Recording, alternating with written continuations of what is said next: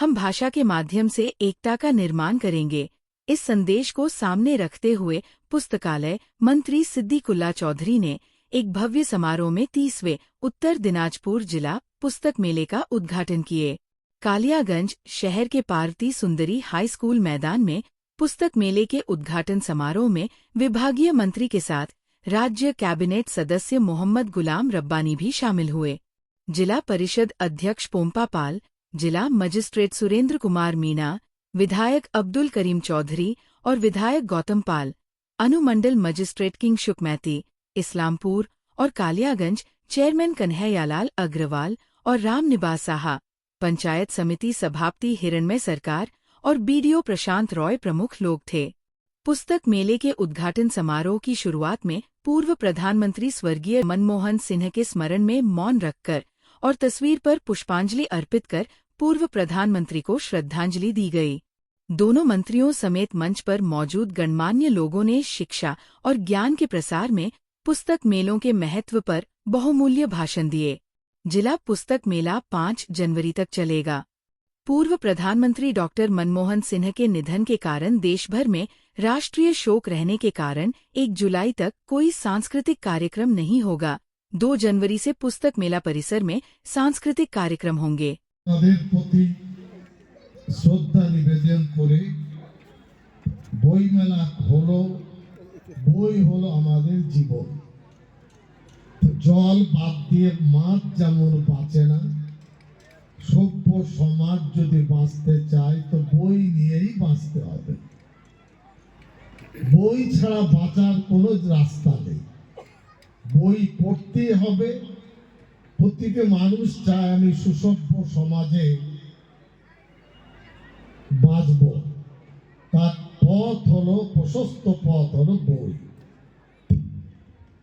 যাদের বয়স 60-এর অধিক, 70-75, তারা দেখেছেন বাড়ির বারান্দায় দিদিমারা, ঠাকুরমারা, দাদি, নানি তারা একটা হাত পাখা নিতেন সন্ধ্যাবেলা। সে পাখা করতেন আর পাখার বাঁট দেখিয়ে ভয় দেখিয়ে বলতেন এই তুই পড়। তিনি কিন্তু পড়া জানতেন না। বাড়ির বৌমারা পড়াতেন না, পড়াতেন দিদিমারা। এই পড়া আমরা পড়েছি। এই কারণে লেখাপড়ার বা বই ধরার অভ্যাস বহু গুণে বেশি। বইয়ের প্রশ্নে স্রোতের বিরুদ্ধে লড়াই, এই লড়াইয়ে আমাদের মাননীয় মুখ্যমন্ত্রী মমতা ব্যানার্জির যে ইচ্ছা বা সদিচ্ছা, সিপিএম এর জামানায় 11 সালে যে বাজেট ছিল 7 থেকে 8 গুণ বাজেট বাড়িয়েছে। 22-23 সালে আমাদের দপ্তর 6 কোটি টাকার বই কিনেছে। অর্ধেক টাকা আমাদের সরকার দিয়েছে, অর্ধেক টাকা রাজা রামমোহন রায় লাইব্রেরি ফাউন্ডেশন তারা দিয়েছে। এই বই প্রতিটি জেলায় 20 লক্ষ, 25 লক্ষ, 17 লক্ষ টাকার বই আমরা জেলায় জেলায় পাঠাতে সক্ষম হয়েছে।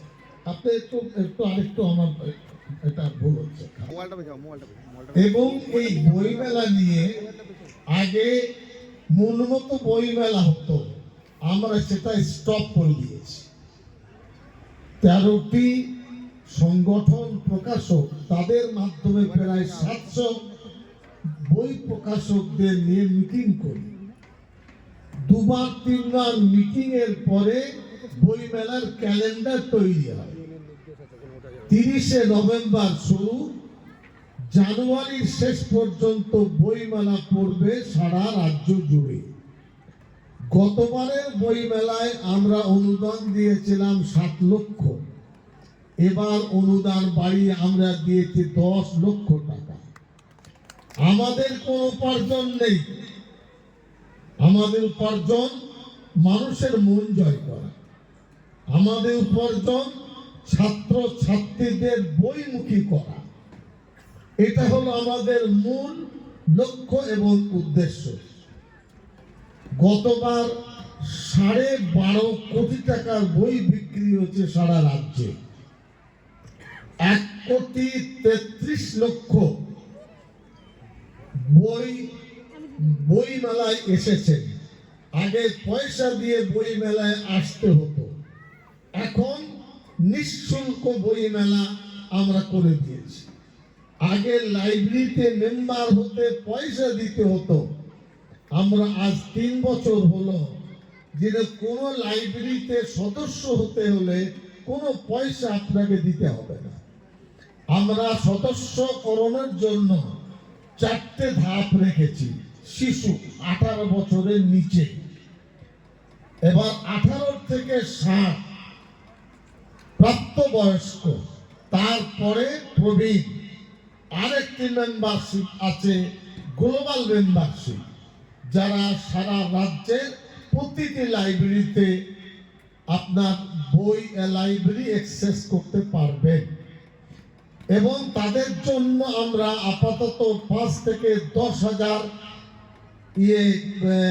স্পেশাল কার্ড, আই কার্ড দেওয়ার সিদ্ধান্ত নিয়েছি। গলায় ঝুলিয়ে তারা লাইব্রেরিতে যাবেন।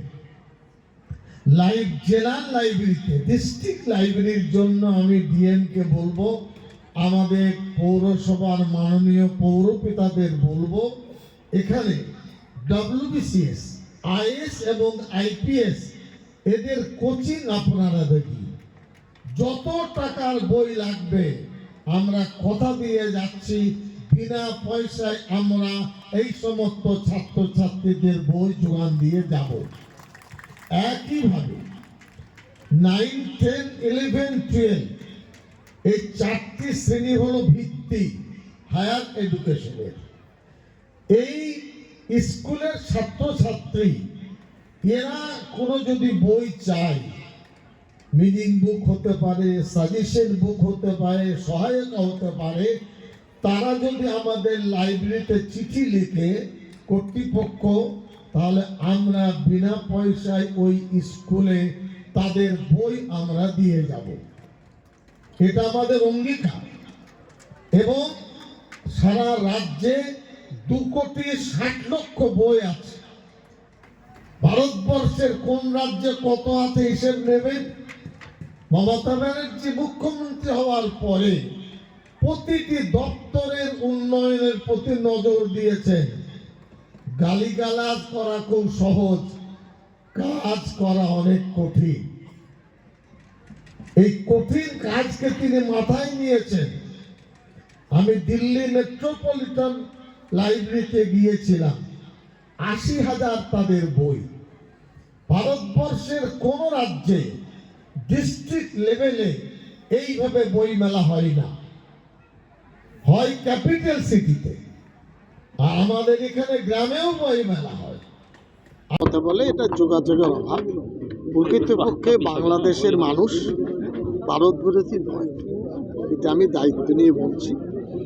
ভারতবর্ষের মানে যানবাহন থেকে নিয়ে ছোট ছোট অন্যান্য বিষয়বস্তু রেগুলার যাচ্ছে।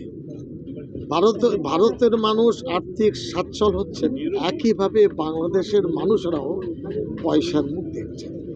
জনগণের সাথে জনগণের লড়াই নেই।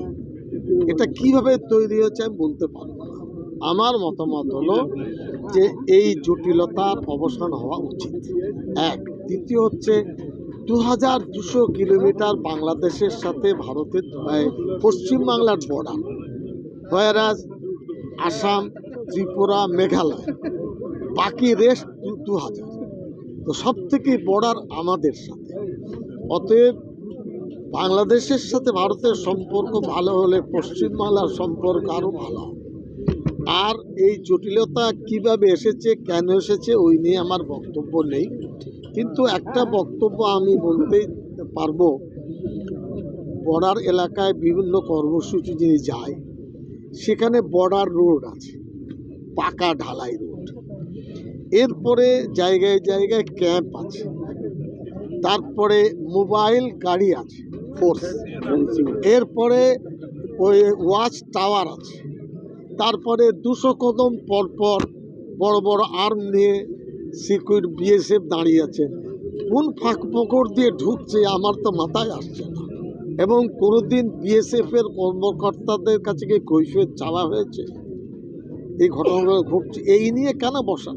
এবং ভারত সরকার যেমন সরকারি পর্যায়ে বসছেন, উচিত হচ্ছে জনগণের সাথে জনগণের আদান প্রদান, তাহলে মিটতে সহজ হবে। পাকিস্তানের মতন এই জট লাগিয়ে লাভ নেই, ওদের মেজাজ আলাদা, একই বাংলা ভাষাভাষী মানুষ, ওরাও মাছ ভাত খান, ওরাও লুঙ্গি পাঞ্জাবি পরেন, ধুতিও পরেন, আমরাও সেইভাবে মাছ ভাত খাই, লুঙ্গি ধুতি পরি। আমরা চাই সম্পর্ক সহজ হোক, ভালো হোক। স্যার, কালিয়া 22 সালে মুখ্যমন্ত্রী ক্যাবিনেটে 738টি নিয়োগ দিয়েছিলেন, ছাড়পত্র দিয়েছিলেন যে আপনারা নিয়োগ দিন। সেই প্রক্রিয়া শুরু হতে সময় লেগেছিল সুপ্রিম কোর্টের একটি বিশেষ আপনার গাইডলাইনের কারণে, 100 মার্কের পরীক্ষা হতে হবে। এই পরীক্ষা নিয়ে 352 জন প্রার্থী পরীক্ষা দিয়ে তারা অলরেডি জয়েন করেছে। আমি গতকাল আসানসোলে ছিলাম, 14 জন ছেলে মেয়ে আমাকে ঘিরে ধরেছে, আমার তোমরা কে রে বাবা? হ্যাঁ, তারা বলছে আমরা পাশ করে লাইব্রেরিয়ান হয়েছি সাহেব, শুধু আপনার সঙ্গে ছবি তুলবো আর পয়সা খরচ করেছো? বলে 1 পয়সা খরচ করতে হবে। 352 জন চাকরি পেয়েছে, যোগ দিয়েছে, আর 150 এখন প্রসেসের মধ্যে আছে, আর 200 প্রার্থী পাওয়া যায়নি এক্সামটেড ক্যাটাগরি, সেটা লেবার ডিপার্টমেন্টকে পাঠালে পেয়ে যাবে। 97 সালে আত্মপ্রকাশ করেছে এই দপ্তর, 87 সালে এত মানে কর্মসংস্থান মমতা ব্যানার্জি বা আমাদের দপ্তর ছাড়া এর আগে কেউ দিতে পারেনি। এই জেলায় আটকে আছে, জেলা শাসক আছেন, ডিএলও আছেন, এদের বলবো, এলএলরা আছেন, বসে মেটান, না মেটালে আমাদের বলবেন, আমরা গিটগুলো খুলে দেবো, এখানকার ছেলে মেয়েদের মুখে হাসি ফুটবে। এই জেলায় হয়নি, আমরা অলরেডি 380 কি কম বেশি সংখ্যা মনে নেই, মডেল লাইব্রেরি করছি, যেখানে পানীয় জলের ব্যবস্থা, বাথরুমের ব্যবস্থা, বসার ব্যবস্থা, স্বাচ্ছন্দ্য অবস্থা, তাছাড়া টাইলস দিয়ে সুন্দর ব্যবস্থা হয়েছে। আমরা অর্থের ভিত্তিতে পছন্দ করে করে এই মডেল লাইব্রেরির প্রয়াস চালিয়ে যাই। এটা কি সমগ্র জেলায় জেলায় হচ্ছে? অল স্টেটে হয়েছে 380, কম বেশি সংখ্যা মনে নেই। আপনার জেলায় লাইব্রেরি যদি সেরকম নজর করা থাকে তো আমরাই অ্যাকসেপ্ট করি। ঠিক।